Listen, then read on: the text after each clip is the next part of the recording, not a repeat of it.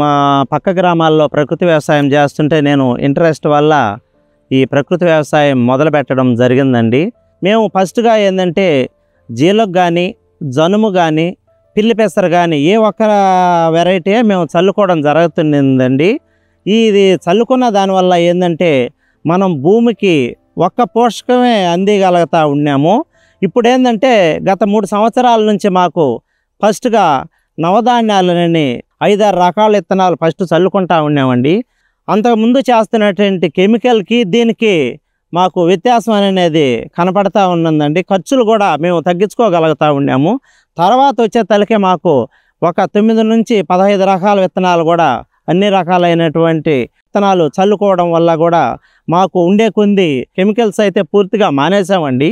నేను మానేసాం, మా చుట్టుపక్కల ఉన్న వాళ్ళు కూడా పూర్తిగా కెమికల్స్ మానేసేసి ఈ నవధాన్యాలు చల్లుకున్న దానివల్ల మాకు భూమి బాగా గుల్లబారి కూడా ఎర్త్వామ్స్ అండి, మేము వాటి తీస్తే ఎర్త్వామ్స్ అనేది పైనే ఉంటున్నాయండి. మాకు పోషకాలు కూడా ఈ నవధాన్యాలు చల్లుకున్న దానివల్ల భూమికి పోషకాలు కూడా మేము అందించుకోగలుగుతున్నామండి.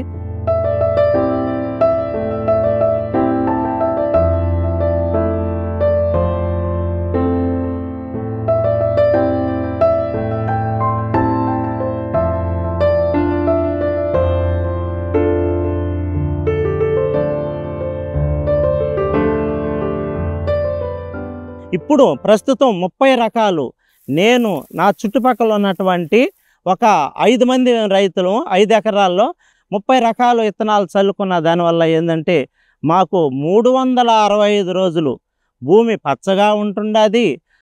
ఇంతకు మునుపు ఎలా చేస్తున్నామంటే పైరుకి దినం మార్చి దినం నీళ్లు పెట్టుకోవడం జరుగుతుందండి.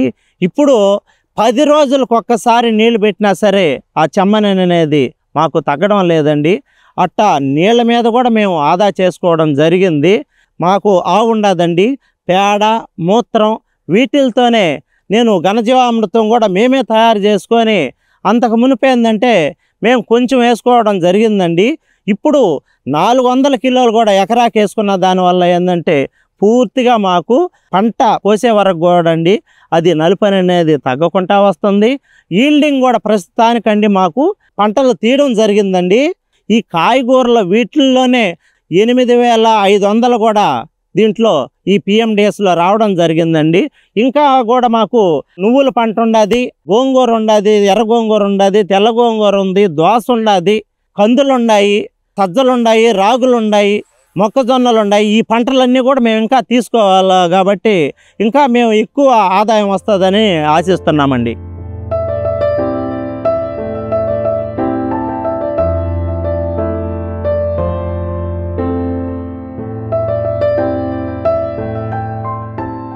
బార్డర్ క్రాప్ వల్ల ఏంటంటే పక్కన ఉన్నటువంటి పురుగులు తెగుళ్ళు ఏమన్నా వచ్చినా అండి ఫస్ట్ వాటి మీద వాళ్తాయండి. మనం ఏంటంటే ప్రధాన పంట చూసుకోకముందు కూడా మనం గట్ల మీద చూసుకుంటేనే మనకు పంట పరిస్థితి అర్థమవుతూ ఉంది. అంటే టైం టు టైం అండి. మేము పలానా తెగులు వచ్చింది, పలానా కషాయం కొట్టాలి, ఈ పురుగు ఉంది ఈ కషాయం కొట్టాలని కాదండి. నీకు తెగులున్నా పురుగున్నా లేకపోయినా ప్రతి 15 రోజులకు ఒకసారి మేము కషాయం పిచికారీ చేస్తూనే ఉంటామండి. అందువల్ల మా పంటకి ఎటువంటి చీడపీడలు అనేది కూడా దగ్గరికి రాకుండా ఉండండి. ఈరోజు మనం ఏదైతే మనం అనంతరావు గారి మనం పొలంలో చూడడం జరిగిందో PMDSని చాలా చక్కగా వచ్చింది. మనకు అన్ని రకాల పంటలు కూడా మనకు 30 రకాల పంటలు కూడా 25 నుంచి 30 రకాల పంటలు కూడా గమనించడం జరిగింది. కొన్నిసార్లు ఏమవుతుందంటే జెర్మినేషన్ రాకపోవడము, ఒకవేళ జెర్మినేషన్ వచ్చినా కూడా ఈ సీరియల్స్ సంబంధించినవి ఏదైతే ఉంటాయో మనం మిల్లెట్స్ కానీ లేకపోతే ఇతరవి జెర్మినేట్ అయిన తర్వాత కూడా వాటి వేరే పంటలు సప్రెస్ చేయడం వల్ల తొక్కేయడం వల్ల రాకపోవచ్చు. కానీ ఇక్కడైతే మాత్రం అన్ని పంటలను గమనించడం జరిగింది. ఆయన బాగా చేస్తుండే మంచి దిగుబడులు కూడా రావడం జరిగింది. ఖరీఫ్లో కూడా మనకు 40 బస్తాలు పైన వచ్చింది. సో ఇది 4th ఇయర్ జరుగుతుంది ఆయన PMDS కంటిన్యూ చేయడము. ఈ రబీ తర్వాత మనకు 5th ఇయర్స్లో కూడా ఎంటర్ అవుతాడు కాబట్టి మనం ఈ రబీని కూడా ఏ విధంగా దిగుబడి సాధిస్తాడనేది గమనించడం జరుగుతుంది.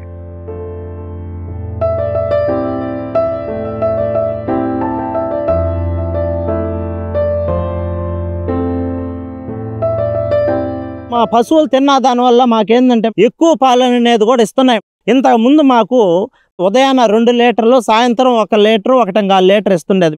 అదే మాకు ఇప్పుడు ఉదయం 2 లీటర్లు బానిచ్చి 3 లీటర్లు వస్తున్నాయి. సాయంత్రం 2 లీటర్ల దాకా కూడా మాకు పాలు పెరగడం కూడా జరిగింది. మా చుట్టుపక్కల ఉన్నటువంటి కాంపాక్ట్ బ్లాక్లోనే మా పశువులు కూడా తిని ఇక్కడే పేడ వేసిన దానివల్ల కూడా మాకు పూర్తిగా మేము ప్రకృతి వ్యవసాయంలో చేసుకునే దానికి కూడా ఆస్కారం ఉంది మేడం.